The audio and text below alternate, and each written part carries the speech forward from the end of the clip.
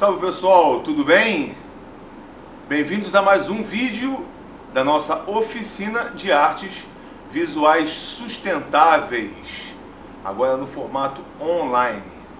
Esse vídeo é mais um vídeo daquele segmento que a gente vai tratar de assuntos teóricos e práticos em desenho.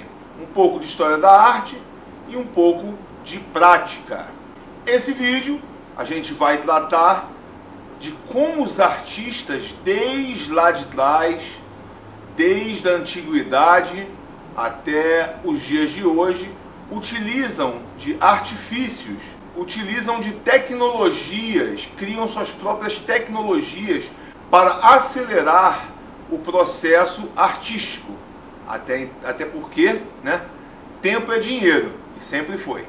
Então, os artistas desde o começo, desde lá de trás, sempre tentaram inventar engenhocas para que facilitasse, para que abreviasse o tempo de produção de imagens.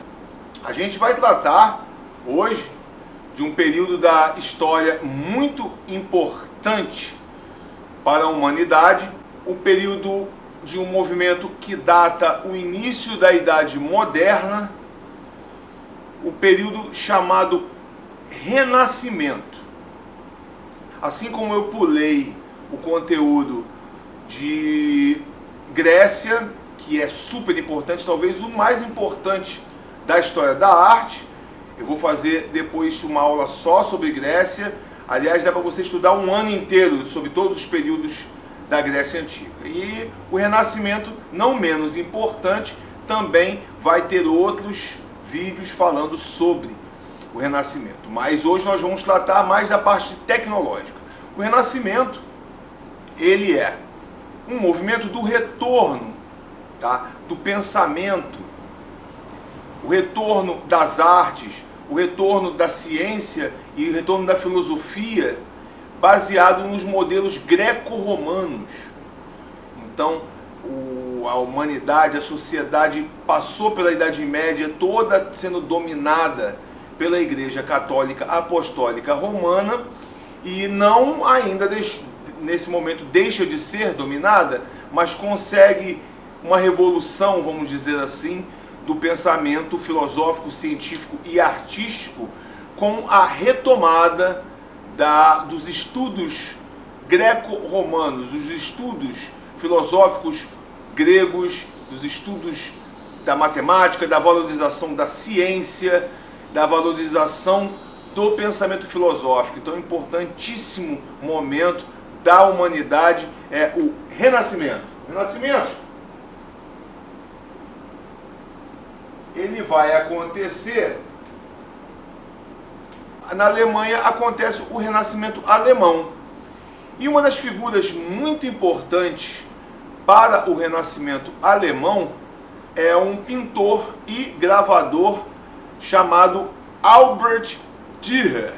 Albert Dürer, ele é um estudioso alemão, matemático, filósofo, gravador, pintor e outras cositas mais. Ele ficou conhecido pelas produções em xilogravura, que é a gravura feita com suporte de madeira, e também com gravuras em metal. Uma das características de Dürer era os detalhes dos seus desenhos. Gravuras muito detalhadas, com texturas, com sombras e luz, todas muito detalhadas, muito trabalhosas, por muito tempo produzindo imagens. E ele ficou muito conhecido na Alemanha e vendeu também muito, também foi um grande negociante das suas próprias obras.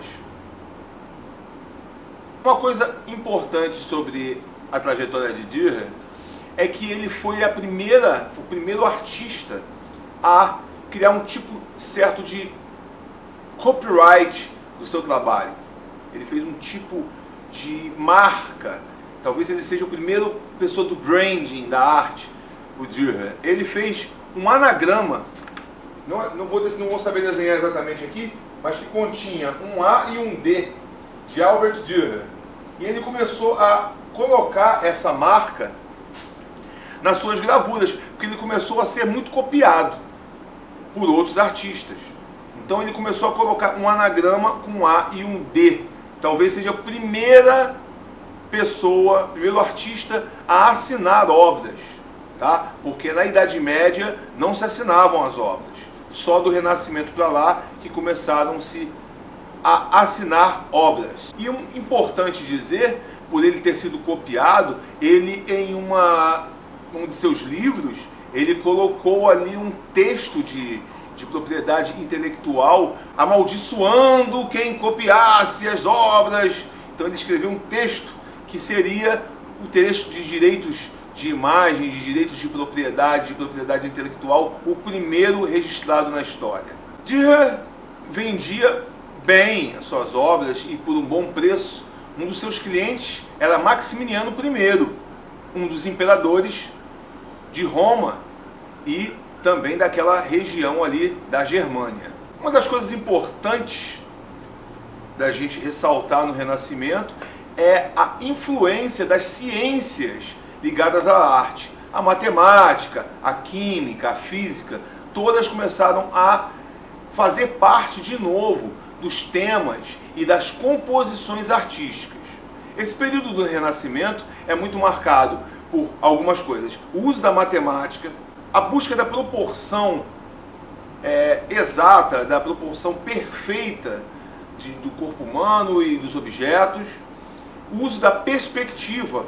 As leis da perspectiva foram criadas inicialmente por um matemático chamado Brunelleschi, que também era desenhista e que sentou na frente de um monumento, de um templo, e estabeleceu as regras da perspectiva. Foram criados por Brunelleschi, um italiano, e difundidos em todo o Renascimento.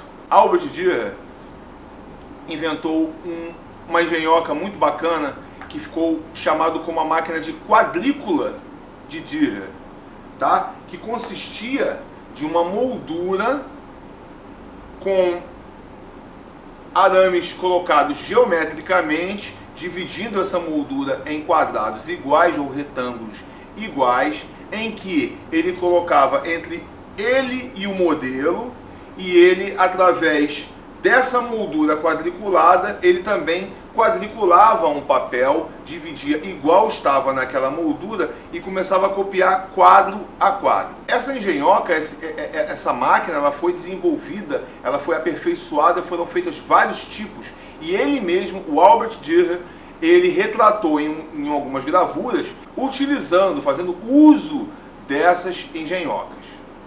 Algumas de suas obras em que retratam ele utilizando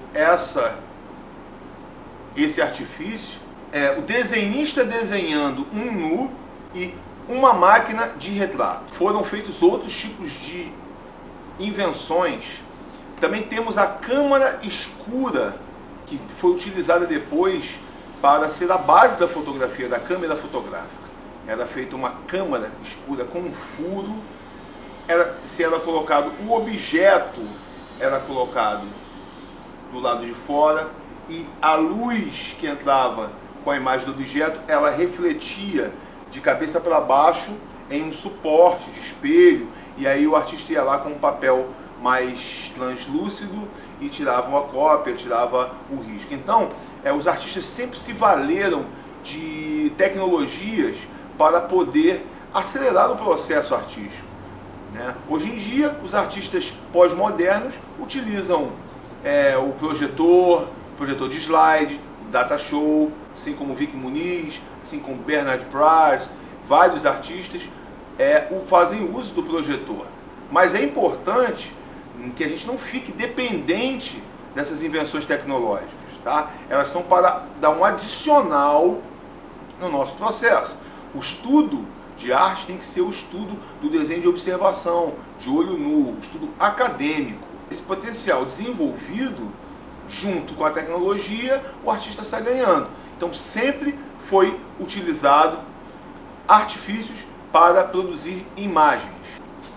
Na nossa atividade, a gente vai pegar um dos modelos que eu coloquei na plataforma na aula 11. Tem a opção de imprimir esse modelo ou baixar para o celular.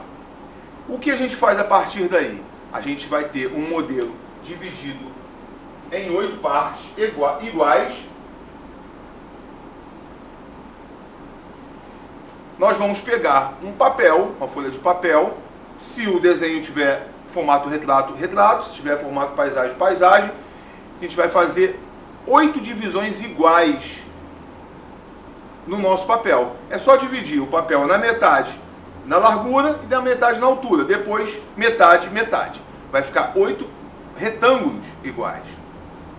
E a gente vai copiar quadro a quadro. Primeiro copia o que está no primeiro quadro, depois copia o que está no segundo quadro, depois copia o que está no terceiro quadro, no quarto quadro, quinto quadro, sexto quadro, sétimo, até chegar no oitavo quadro.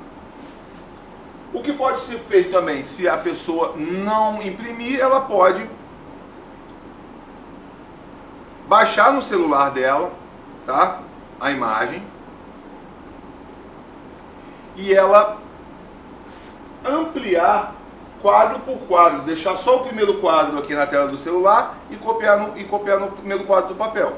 Segundo quadro no celular, segundo quadro do papel. E aí não tem necessidade de imprimir, tá, gente? Vocês vão escolher um modelo daqueles conforme a dificuldade que vocês acham que dá para encarar ali no desenho. Tem 4 desenhos. Quem quiser fazer todos pode fazer, mas basta ser feito apenas um. Nós vamos ampliar esse modelo no papel.